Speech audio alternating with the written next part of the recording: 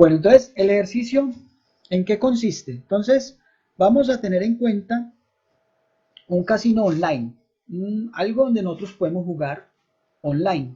Ese es el escenario en el cual nos debemos centrar. El ejercicio está orientado a una plataforma que nos ofrece juegos online para que cualquier persona que se registre en esa plataforma tenga acceso a los juegos que hay allí, ¿sí? Entonces, ese es el escenario principal. ¿Listo? Entonces, lo que plantea el ejercicio es, con base en unos requerimientos que pide el mismo ejercicio, diseñar esa base de datos para el casino online o para videojuegos online, como lo queramos llamar, ¿cierto?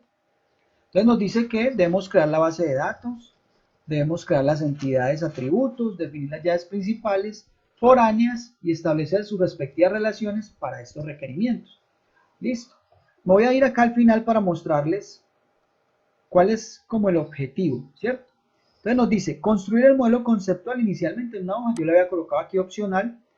La idea es que lo hagamos entonces ya dentro de esta metodología que vamos a implementar. Entonces, la idea es comenzar a hacer eso como en una hoja o en un documento de Word. Primero como rayarlo, ¿sí? Esa es la idea. Primero rayarlo para ir mirando como todo el esquema, y después eso ya llevarlo a una herramienta que nos permite diseñarlo ya desde el punto de vista informático, ¿sí? Después de que nosotros tengamos ese diseño en la hoja o en Word, en el archivo o procesador de texto que queramos o a papel, como lo queramos hacer, vamos a crear el modelo que planteamos allí en PHP-MyAdmin o MySQL Workbench, muy importante, con comandos DDL, ¿sí? ¿Por qué? Nosotros podemos hacer todo con el asistente, los asistentes visuales que nos permiten mayor facilidad. Y la verdad, cuando uno está trabajando ya en un ambiente laboral real, uno utiliza mucho esos asistentes.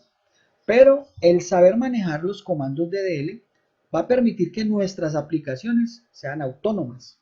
Es decir, que si hay actualizaciones que nosotros diseñamos para las aplicaciones que construyamos, pues esas actualizaciones vamos a poder, va a ser posible que el cliente las ejecute simplemente con un doble clic. ¿Por qué? Porque la aplicación internamente va a generar unos comandos que van a ajustar las estructuras de la base de datos necesarias en cada actualización. Entonces, esos comandos DDL que ya hemos comenzado a ver son fundamentales para poder que las actualizaciones dentro de nuestras aplicaciones sean autónomas y que cualquiera las pueda realizar, ¿sí? Ustedes pónganse en el escenario de que ustedes están en su celular y por allá salió un mensaje cuando están en WhatsApp. Hay una nueva actualización de la aplicación, desea actualizarla, y ustedes le dicen que sí. Miren que ustedes como usuarios, ¿qué tuvieron que hacer? Prácticamente con el dedo, ¡pum!, señalar un botón, decirle actualizar sí, y listo. Pero internamente, la aplicación, en este ejemplo que estamos hablando de WhatsApp, si alteró la estructura de la base de datos que maneja, en cualquier tecnología, sea SQL o no SQL, ella va a tener que hacer unos cambios, ¿sí? Y esos cambios son transparentes para nosotros como usuarios. No nos preocupamos de internamente qué está haciendo WhatsApp por allá para colocar nuevas funcionalidades en esa actualización. Nosotros simplemente como usuarios le dimos clic y ya. Entonces, así seamos ingenieros, así seamos médicos, así sea un abogado, así sea un taxista, así sea una ama de casa, cualquier persona, básicamente que sepa leer, desea actualizarse y le da clic en el botón y ya. Pero eso internamente, ¿qué ejecuta? Posiblemente comandos, ¿cierto? Entonces, esos comandos son muy importantes que los aprendamos a manejar y a manejarlos bien para cumplir con ese propósito, ¿sí? ¿Listo? Luego vamos a crear las relaciones de la base de datos también con comandos DDL, por la misma justificación que les estoy diciendo. Luego, entonces, ¿qué vamos a hacer? Vamos a ingresar varios registros en cada entidad de la base de datos. Entonces, esto nos va a permitir probar las reglas de integridad referencial, ¿sí? Esas reglas de integridad son las que nos van a permitir probar, ¿cierto?, que los datos que estemos allí almacenando, que posiblemente en un futuro se van a almacenar desde una aplicación que tenga conexión con esa base de datos, pues van a cumplir con esas reglas, que van a ser íntegros, que van a guardar sus relaciones, que las relaciones estén bien construidas, ¿sí?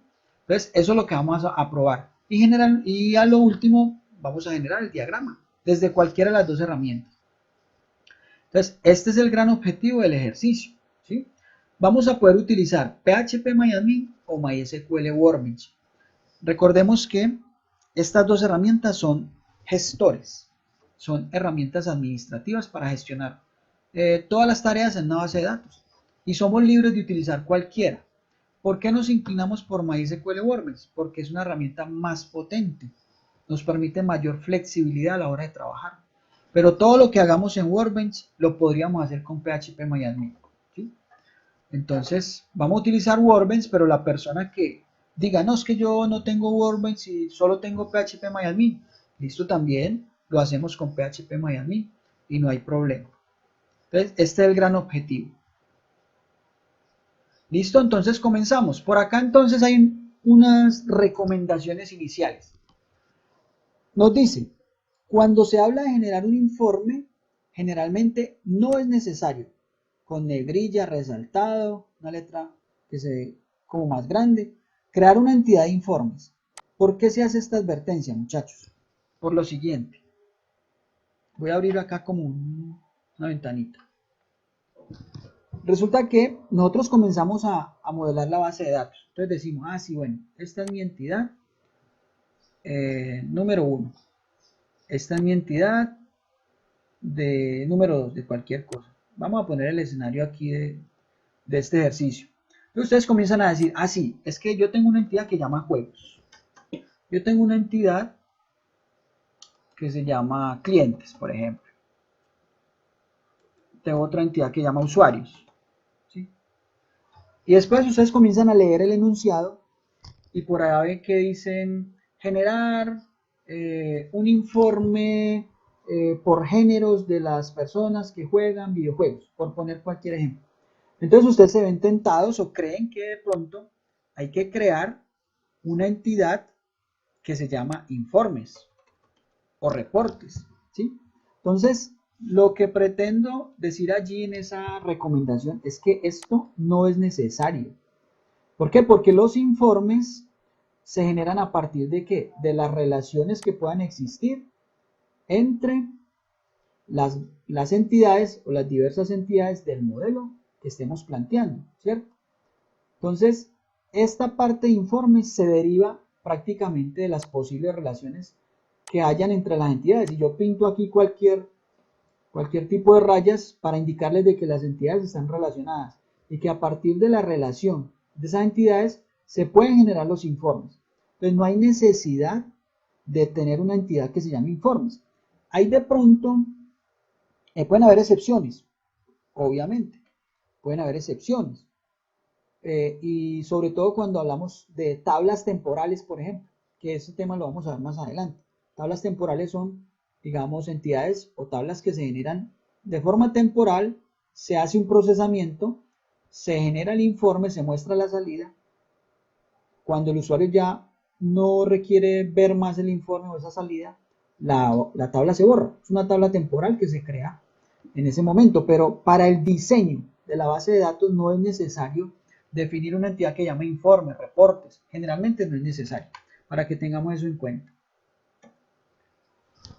¿Listo? Luego nos dice, las entidades generalmente siempre deben tener una llave principal. ¿Sí? Entonces, aquí yo quisiera detenerme un momentico y preguntarle a ustedes, ¿todos tienen claro, muy claro, el concepto de llave principal en estos momentos? Quisiera escucharlos y yo lanzaría una pregunta. ¿Qué es una llave principal? ¿Cómo la defino y cuál es su utilidad? Alguien, por favor, un voluntario que quiera contestar. ¿Yo? Hernán Mápura, bien pueda. Sí, señor. Bien pueda. La Nos, definición de una llave principal o la primary key sí, ¿qué será una llave principal para usted? A ver. es un valor que no puede ser repetido y que no puede tener no puede ser no puede estar ni vacío, o sea, en definición nulo. Listo. Bueno, muy bien, muchas gracias. ¿Alguien? Y si es el mismo Hernán, si quiere contestar, o alguien más, que diga cuál será la utilidad de una llave principal. Cuando se define en una base de datos una llave, ¿para Yo, qué será profe, eso? ¿Cuál será la utilidad? Michael, profe. listo. Díganos, porfa. Hola, ¿me escucha? Sí, claro, ahí lo escuchamos. ¿Qué Ah, será? listo. Pues la función es que no se repita el mismo dato en otra, pues en la misma tabla, Sí, que en no la se misma entidad. repita, listo, que no se repita el Es dato, el mismo dato, o sea, el ¿sí? mismo, sí, De ese campo, ¿cierto? Bueno, entonces ya sí, nos señor. han dicho los compañeros que es una llave principal, cuál es una de las utilidades que no se repita. Bueno, quisiera escuchar de pronto otra utilidad de las llaves principales, porque hay más. Es un índice único, un identificador, un índice único, sí. Sí, define un índice único que lo que hace es que no permite que se repita un mismo dato en ese campo, en el cual, campo o campus donde está definida la llave. Pero hay otra utilidad muy importante de las llaves principales. ¿Cuál será? Profe, creo que es la identificación de la tabla. La identificación. Digamos que le da una identidad única a cada registro de la tabla. Listo, muy bien. ¿Sí? Pero otra muy importante que ya hemos mencionado. Otra Las utilidad. relaciones. A ver, ¿quién me dijo las relaciones que no lo alcancé a ver? ¿Julián? ¿O quién? Yo, Julián Daniel. sí. Muy bien, exactamente. Las llaves principales nos permiten relacionar entidades. Entonces miremos, el concepto de la llave principal es un atributo uno o más atributos que se definen en una entidad, ¿cierto? Para no permitir valores duplicados e implementar el criterio de unicidad, que es muy importante. Entonces nos permite definir ese atributo y a través de él nos permite hacer una clasificación única de cada registro, teniendo en cuenta ese campo o esos campos definidos como llave principal, ¿cierto? Y nos permite establecer relaciones entre las entidades, ¿sí? Ahí van dos características fundamentales de una llave principal. Si tenemos en cuenta que estamos hablando de unicidad, entonces, ¿qué evitará una llave principal como tercera característica fundamental? Entonces ya tenemos la primera, es un identificador único. La segunda nos permite establecer relaciones. Y nos falta otra característica, utilidad de las llaves principales. ¿Qué podemos evitar con una llave principal?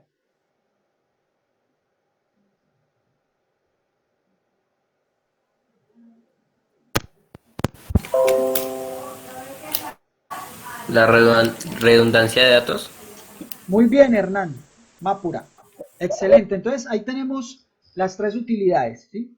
Unicidad nos permite establecer relaciones y nos permite evitar la redundancia de datos. Entonces miremos algo, muchachos, con respecto a eso. Tenemos acá una hojita de Excel, ¿cierto? Aquí tenemos un documento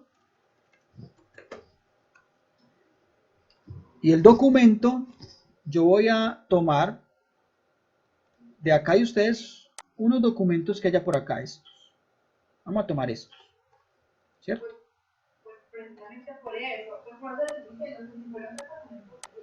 Acá, listo. Entonces aquí tenemos el documento, tenemos los nombres y tenemos los apellidos de algunos de ustedes. Entonces miremos, cuando una base de datos no tiene una llave principal o una entidad no tiene una llave principal, puede pasar lo siguiente, que alguna persona entre a una ventana de creación de usuarios, de aprendices, de clientes y haga lo siguiente, no consulte, no mire si el usuario ya existe ni nada, el sistema no le advirtió y él comienza a editar esta identificación, luego este nombre y luego los apellidos, ¿cierto? Y el sistema no le dijo nada, ¿sí? Y si él no se fija y de pronto hay varios usuarios, ¿cierto? Otra persona podría hacer exactamente lo mismo. Vamos a quitarle el color a esto. Podría hacer exactamente lo mismo. Llega desde la ventana donde se creen los usuarios y registra también a Luis Eduardo.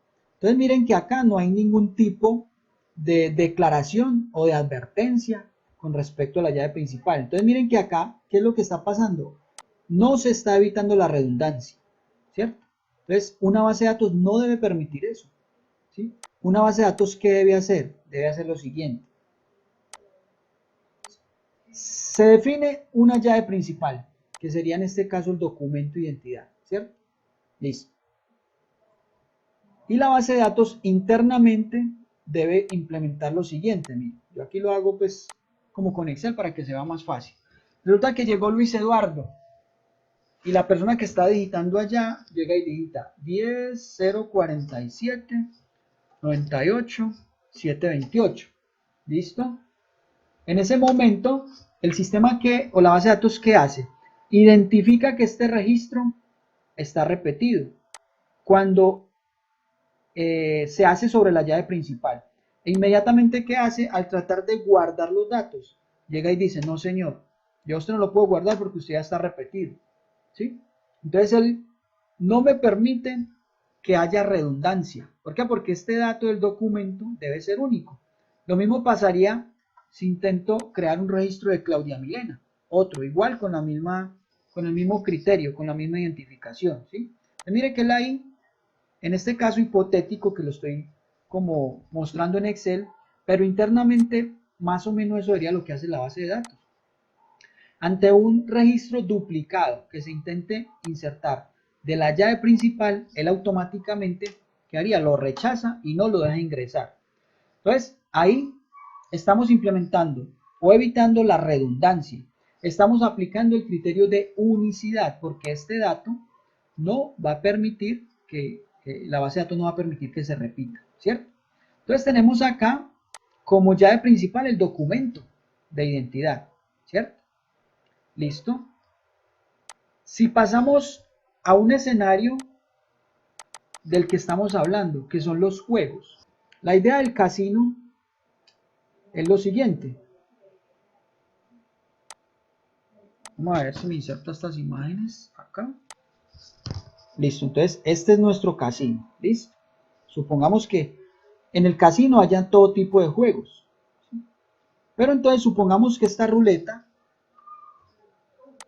haya disponibilidad de que hay varias ruletas en ese casino. O sea, son las mismas, pero son juegos independientes. Es decir, que en un momento dado, esta ruleta puede ser utilizada por algunos clientes. Esta ruleta puede ser utilizada por otros clientes diferentes en el mismo momento. Y lo mismo es, a pesar de que es el mismo juego, el mismo tipo de juego, de forma, digamos, puede ser, miremoslo como físicamente independientes. ¿Listo? Entonces, en este escenario, ¿qué pasa? Resulta que, si estamos hablando de llaves principales, estamos viendo que por acá teníamos el documento, ¿cierto? En este escenario yo tengo, por ejemplo, una entidad que llame juegos. Yo necesito declarar un campo como llave principal, que puede ser el ID del juego, por ejemplo. ¿Cierto? Entonces yo podría decir, bueno, es que los juegos en ese casino se van a ir identificando de forma numérica en un orden consecutivo incremental. Si esa es la idea para el diseño de la base de datos, yo podría pensar en un tipo de datos entero autoincremental, por ejemplo. ¿Eso qué sería? Entonces aquí sería un 1, el 2, el 3, el 4 y así sucesivamente. O sea que si nos vamos al escenario que estamos planteando, el juego número 1, que está por acá, cartas, ¿sí? Por ponerles o Blackjack, bueno, como se llame, ¿cierto? Blackjack, lo que escribe así. El juego número 2 sería, coloquémosle, ¿cómo se llamará este juego? Alguien que me ayude ahí. Un juego, esto es como se llama, no sé. A este pongámosle damas chinas, o sí, damas.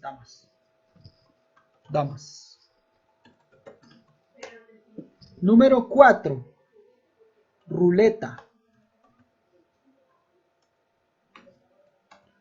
Pongámosle a este números.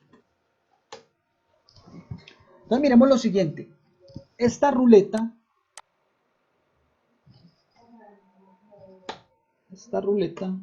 acá. Esta es mi ruleta. ¿Dónde está esto? Bueno, esta es mi ruleta 1. ¿Sí? Si yo necesito identificar el mismo tipo de juegos, pero de forma independiente, esta sería mi ruleta número 2. O sea que esta ruleta debería tener otro identificador único para poder tener el registro independiente de ese juego, ¿sí? Que puede ser físico o puede ser online, ¿sí? Si yo tengo este mismo tipo de juego, es otra ruleta, o sea, sería la ruleta 3 y sería el identificador 6. Desde el punto de vista de bases de datos, yo no podría decir lo mismo que vimos ahora, ya como tengo 3 ruletas del mismo tipo, entonces todos van a tener el número 4. Así no es, porque la base de datos, como esto está definido como llave principal, él no me dejaría definir esto como un 4, sino como un identificador diferente, ¿cierto? Por eso allí, cuando yo intento ingresar algo repetido, la base de datos va a decir, no señor, usted le tiene que colocar otro número para poder distinguir ese juego. Entonces miren, el mensaje que yo les quiero dar inicialmente, y hablando y extendiéndome aquí de las llaves principales, es que las llaves principales nos definen esa unicidad y pueden ser de diferente tipo. Si yo miro el listado de aprendices, este podría ser un char, por ejemplo, de 20 y es mi llave principal, ¿sí? Pero acá en los juegos yo podría decir, es que es un autonumérico y va a ser mi llave principal y por medio de ese autonumérico yo voy a poder identificar mis juegos. Si en algún momento me dicen, ¿cuál es el juego que tiene el identificador número 5? Entonces yo ya voy a saber que es mi ruleta 2. El identificador número 1, es el blackjack, ¿sí? Entonces cuando establezcamos relaciones, porque recordemos lo que estamos hablando ahora, las llaves principales nos permiten la relación en las bases de datos. Entonces lo que yo voy a llevar a la relación es mi llave principal a otra entidad, donde ese código o ese ID del juego en esa otra entidad va a ser una llave foránea por medio de la cual yo voy a poder establecer la relación con otra entidad. Entonces en esa otra entidad yo voy a tener el identificador del juego. Entonces, sí, el número 2, es el juego de los números. El número 4 es la ruleta número 1. Y así sucesivamente. Miremos otro escenario. Yo puedo tener este mismo escenario de los juegos. Por acá en otro lado. Aquí. Pero resulta que, como diseñador de base de datos, yo dije, no, yo no quiero que los juegos, o la exigencia de mi cliente, es que los juegos no se identifiquen con un número, sino que se identifiquen con un consecutivo, pero teniendo en cuenta una cadena de caracteres predefinidas. Entonces, ¿qué quiere decir eso? Que yo podría tener una nomenclatura de mis juegos de la siguiente manera. Juego 001. Juego 002. Juego 003. ¿Sí? Y así sucesivamente. Juego 004. 005, juego 006. ¿Okay? Cuando estas condiciones especiales las requiere un cliente, ya es la aplicación, ya no es tanto la base de datos, sino la aplicación la que controla que esos códigos comiencen, por ejemplo, por JG en este caso, y se lleve como una especie de consecutivo. Pero eso pues ya en algún momento de pronto veríamos un caso de esos. ¿El caso cuál es? Que igual, si yo intento crear acá un videojuego con el mismo código, ¿sí? La base de datos va a decir, no señor, este código usted no lo puede utilizar, por lo tanto se lo rechazo. Tiene que darle otro. Entonces, ¿sí? Y en este caso, ya el ID del juego no sería un autonumérico, no sería autoincremental, no sería un entero, sería un char, por ejemplo, de 5. O si le queremos manejar una holgura, podría ser un char de 10, un char de 8, ¿sí? Pero en este caso con un char de 5 yo defino mi llave principal. Entonces, mire, lo que le estoy pretendiendo decir es que las llaves principales yo las defino y yo como diseñador muchas veces yo puedo definir criterios para decir, va a ser entero, va a ser carácter de 5, va a ser carácter de 20. Esta va a ser mi llave principal por estos criterios. Y nosotros como diseñadores de las bases de datos tenemos que adquirir la habilidad para definir nuestras llaves principales y el tipo de datos. Les digo que en el ámbito real se maneja todo tipo de datos en las llaves principales, pero tal vez los más utilizados son los autoincrementales, los tipos de datos enteros autoincrementales. ¿Por qué? Porque nos desliga de una gran responsabilidad que es llevar el control de los consecutivos y la asignación de valores únicos. Los asigna automáticamente la base de datos. Entonces, cuando yo estoy en este escenario, yo no me tengo que preocupar por el número que se está generando. La base de datos automáticamente lo va a hacer. Si yo estoy en este escenario, desde mi aplicación tengo que implementar algo desde el código fuente para poder hacer esto, ¿sí? Y yo, como programador o el área de programación de desarrollo, se tendría que preocupar por esta parte de acá, ¿sí? Entonces miren la diferencia. Lo mismo acá. En este escenario, la aplicación se tiene que preocupar por no duplicar los datos, porque si se intenta almacenar algo duplicado, ahí mismo se va a generar un error desde la base de datos y se transfiere a la aplicación. Ahí es cuando el usuario va a experimentar errores, que si no son controlados, va a salir un error, error index, primary key, duplicate, algo así. O sea, esos errores tienen que ser controlados y la base de datos no, o sea, o la aplicación más bien no debe permitir que salgan ese tipo de errores que los usuarios de pronto no entienden, ¿sí? Entonces hay que controlarlos. Entonces miremos todo lo que implica el manejo de las llaves principales, ¿cierto? Entonces ya, unicidad evita la redundancia y nos permite establecer relaciones. ¿Y cómo declaramos la llave principal? Pues depende del planteamiento del problema, ¿cierto? Bueno, les quiero entonces hacer otra pregunta, muchachos. ¿Qué pasaría si esta no es mi llave principal? Sino que yo digo, yo voy a declarar los nombres como llave principal. Entonces, porfa, ¿quién me contesta? ¿Qué pasaría si definimos los nombres como llave principal? ¿Quién me contesta aquí en el Pues, grupo, profe, porfa? como se había comentado, usted como había comentado, los nombres no podrían ser índices únicos, ya que los nombres tienden a repetirse, entonces en caso de que haya dos usuarios con el mismo nombre y siendo llave principal, no dejaría registrar a otro usuario con ese nombre. Muy bien, Juan Esteban. Esa es la ¿Y cómo sabemos respuesta los correcta. nombres? Esa es la respuesta correcta, Juan Esteban. Muy bien.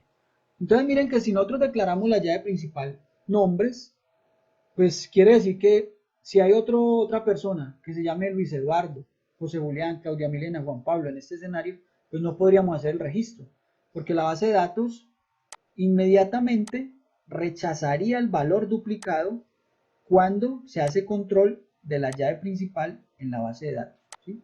Entonces pasaría lo que estamos viendo. Vamos a ingresar otro Luis Eduardo, ¿sí? Entonces el sistema, como esta es la llave principal, dice, no señor, yo soy llave principal y yo solo le acepto otro nombre igual al que ya está almacenado en la base de datos.